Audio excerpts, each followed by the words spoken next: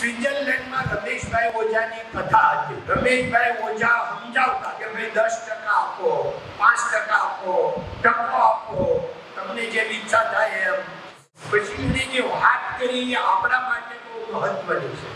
એને એમ કીધું કે 10% આપવાના નક્કી કરીએ ને પછી લાખ રૂપિયા કમાઈ તો 10,000 નો વાંધો નથી, 10 લાખ કમાઈ તો 1 લાખ નો વાંધો નથી, 1 કરોડ કમાઈ તો 10 લાખ આપવાનો વાંધો નથી. પણ જ્યારે 100 કરોડ કમાઈ દહીં હાલા 10 કરોડ આપવાનો પછી વાંધો પડે.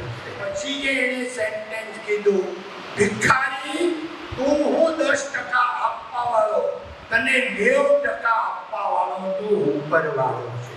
આ શ્રદ્ધા જો બેહે આપણામાં તો આપણે 10% ભગવાનનો ભાગ રાખી શકીએ.